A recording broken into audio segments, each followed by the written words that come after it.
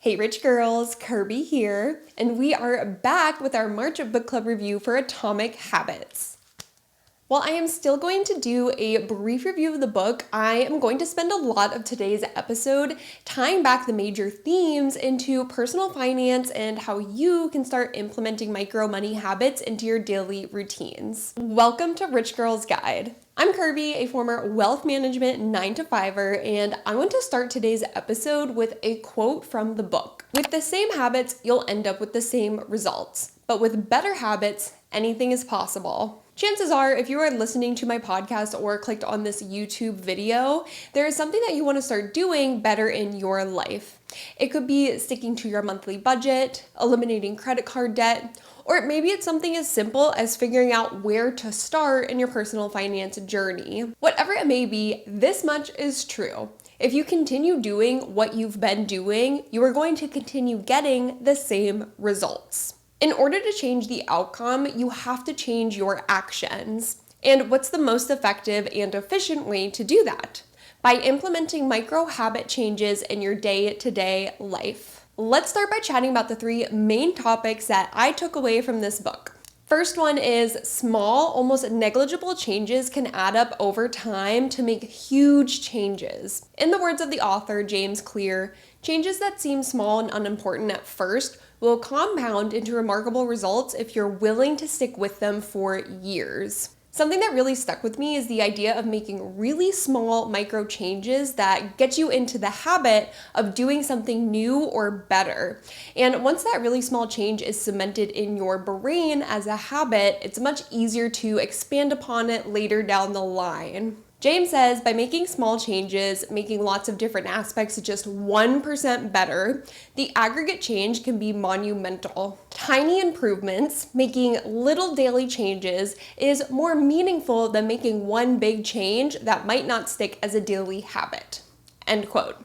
His example in the book was starting the habit of going to the gym. One of his friends would make himself get ready, drive to the gym, and then spend only 5 minutes inside. After his 5 minutes was up, he would force himself to leave. After a week or so, he started to increase his time in the gym since he was already taking the time to get ready and actually drive there. And eventually this blossomed into a daily habit of going to the gym and getting in a solid workout. Had he instead started with the goal of going for an hour-long workout every day, would he have been able to stick to this goal? Maybe, maybe not. But he gave himself a leg up by starting small and working his way up after the habit of going to the gym every day was already cemented into his routine. Number 2, it is crucially important to follow a system rather than trying to achieve a one-time goal. James says that true long-term thinking is goalless thinking. Let me say that again because it's something that I really needed to hear as a goal-driven person. True long-term thinking is goalless thinking. This kind of brought me back to the idea of wanting to create a life that you love, one that you don't necessarily need to escape from. If you are constantly just trying to hit that next goal and get that next dopamine hit, are you ever truly content with where you're at? Now, that's not to say you can't look forward to an upcoming vacation or get excited about achieving a goal. It's about finding some kind of balance between enjoying the journey and setting up a system for yourself that allows you to continually get better. Just a tiny bit better, but every single day. The other thing this made me think of is people who pay off a mountain of credit card debt just to land themselves in the same place a few years later, or people who come into money and then seem to spend it all within a short period of time. Well, let's circle back around to this one because I have some ideas that will change your mindset on how to go about paying off debt and saving money over time. Last but not least, lesson number 3. Say it with me, habit stacking. This is probably the book's biggest claim to fame, and it's for a good reason. Habit stacking is the ultimate hack that saves you time and effort when it comes to implementing new habits. Essentially, James goes over the habit loop. Every habit has a cue, a routine, and a reward. So in order to start a new habit, you have to create or identify a cue. Habit stacking then takes it a step further by saying the end of one habit, something that you have already cemented as something that you do every day, should be the cue for the next habit that you want to implement. Let me give you an example. Hopefully you brush your teeth every morning. Your cue is running your tongue over your teeth and feeling the grime or maybe smelling your morning breath. Your routine is to put toothpaste on your toothbrush and brush them up real good. And then the reward is to have a clean, grime-free, yummy-smelling, pearly white mouth.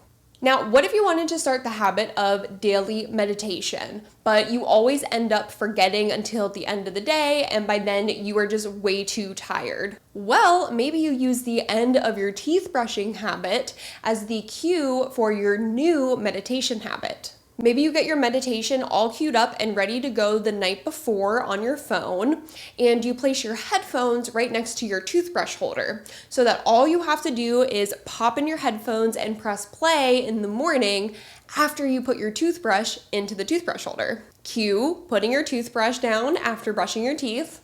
Routine, putting in your headphones and practicing your meditation. Reward, a clear mind and a sense of readiness for the day ahead.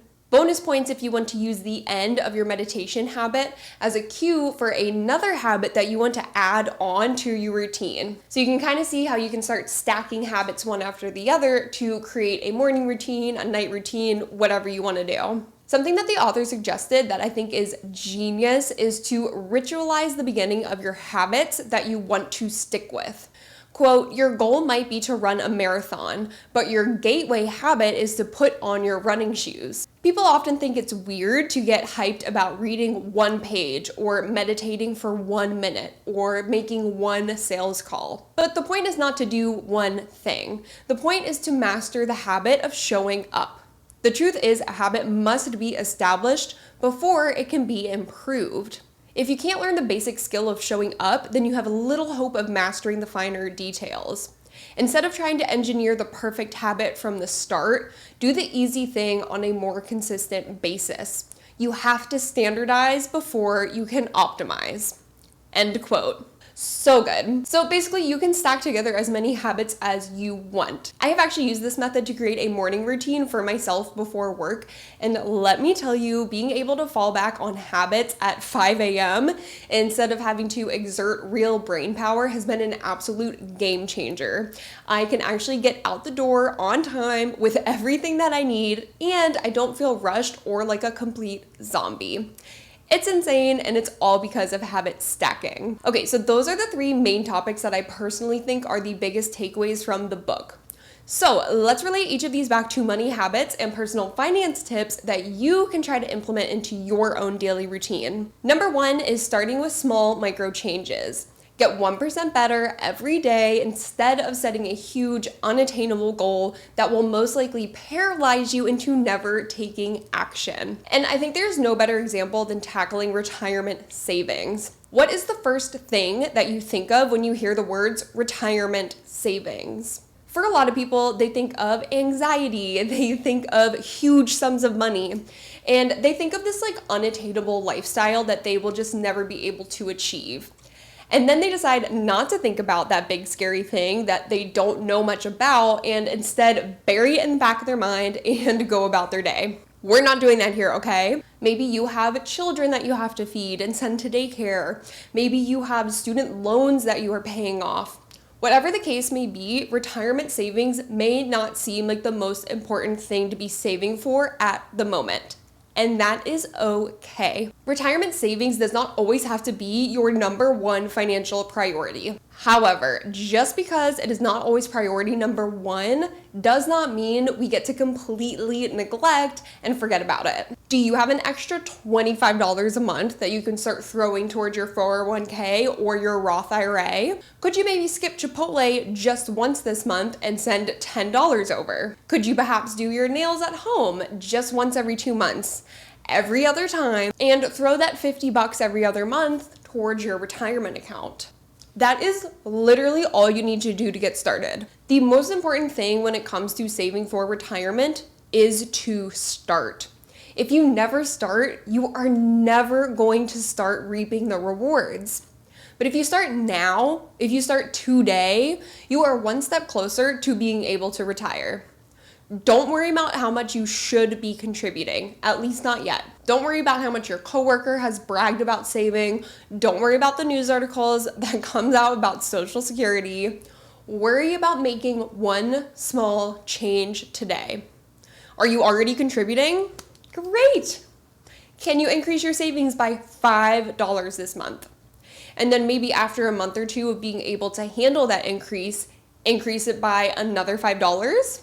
If you keep doing that over a period of 2 years, you may have increased your monthly savings by $100 without hardly even noticing. If you can get into the habit of continually increasing those savings every single month by just a tiny minuscule amount, literally just $5, think of where you could be in 5, 10, 20 years from now.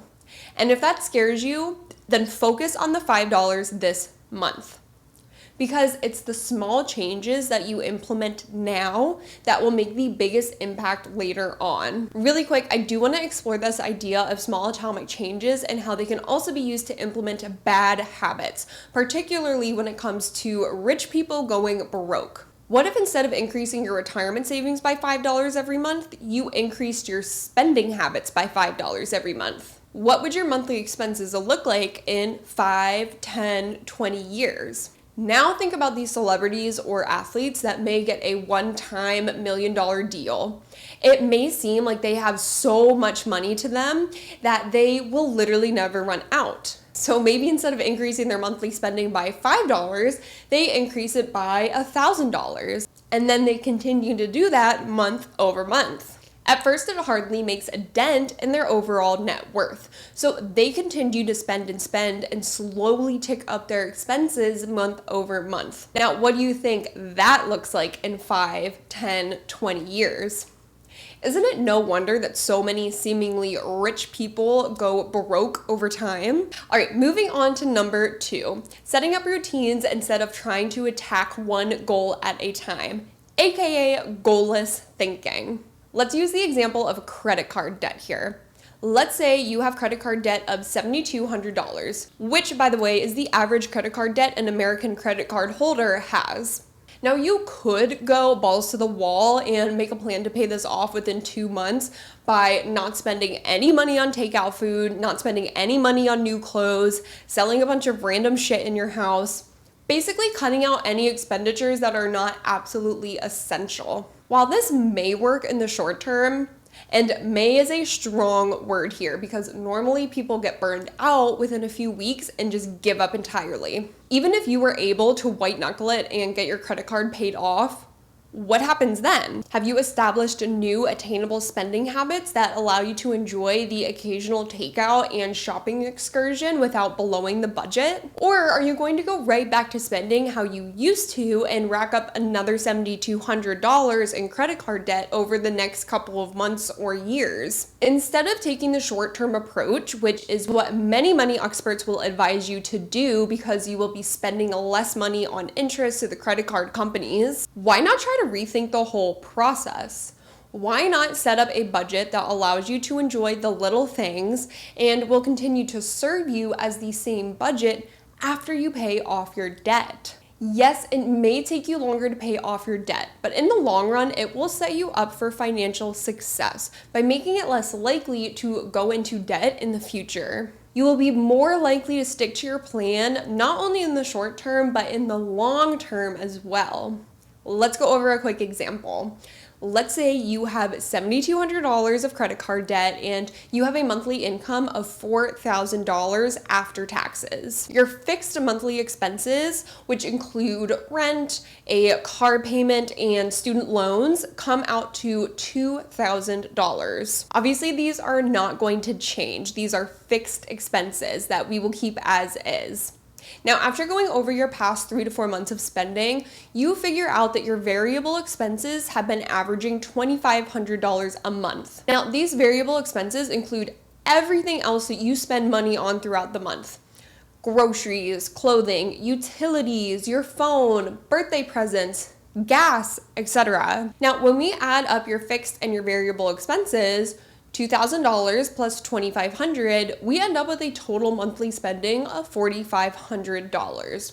which is $500 more than your monthly income. While you technically have two options, you can either make an extra $500 in income every month to cover the deficit, or you can cut back your expenses by $500.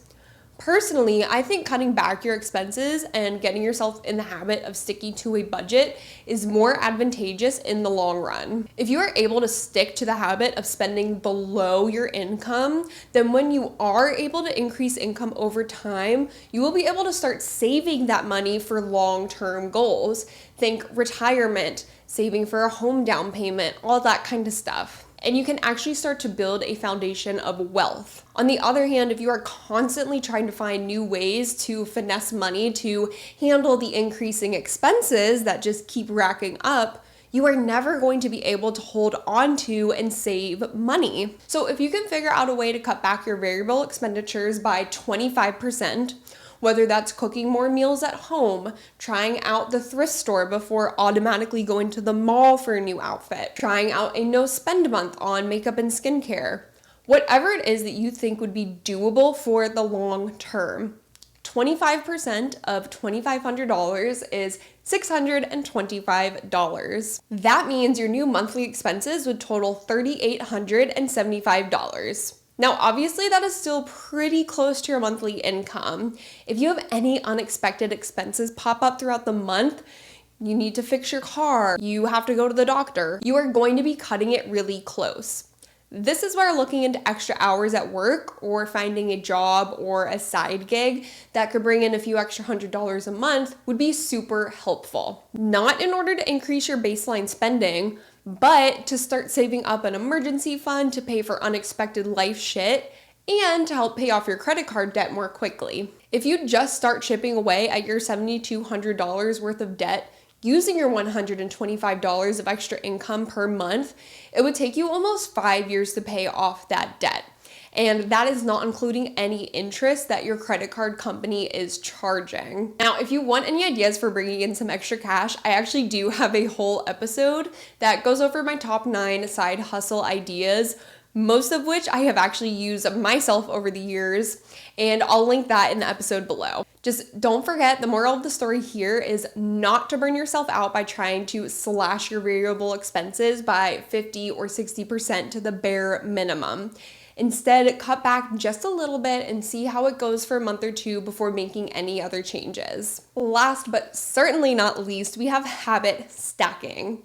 Now, obviously the specific habits that you want to stack together are going to vary person to person based off of your current habits, what new habits you want to implement, and what your financial goals are. Let's say that you have already mapped out a monthly budget for yourself, but you're having difficulty sticking to that budget, which has also affected your ability to save for an emergency fund. Let's start by piggybacking off a habit that you already do every day: enjoying your morning coffee. Now, what if there was a way we could trigger your new habit of checking your budget by making the cue you starting your morning coffee? For me, it would look like this. The night before, I am planning out my day, and I make a promise to myself that I will check my budgeting app tomorrow morning while my coffee is being brewed. Now, I don't necessarily trust myself to remember on my own because, let's face it, I've made this promise to myself countless times before, but always forget by the time morning rolls around. So while I'm motivated in the moment, I'm gonna write myself a reminder on a sticky note and place it on my coffee machine where I can't miss it. The next morning when I go to make my coffee, I will be forced to remember my promise to myself: check my budgeting app.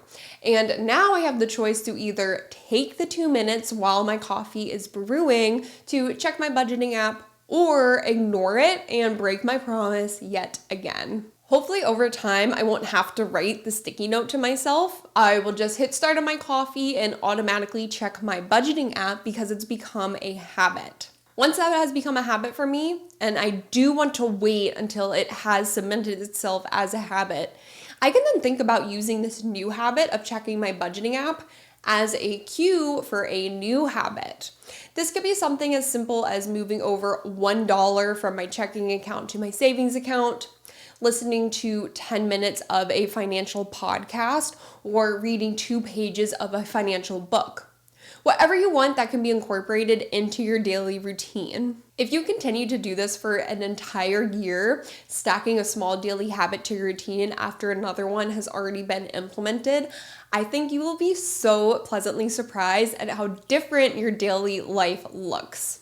Okay guys, I want to know if you are going to implement any of these habit stacking ideas. Let me know in the comments, and be sure to let me know whether you enjoyed this book.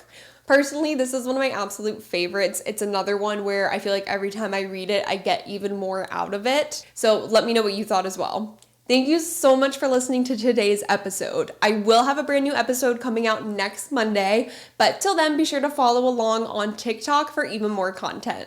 Have a great rest of your week. Later, Rich Girls.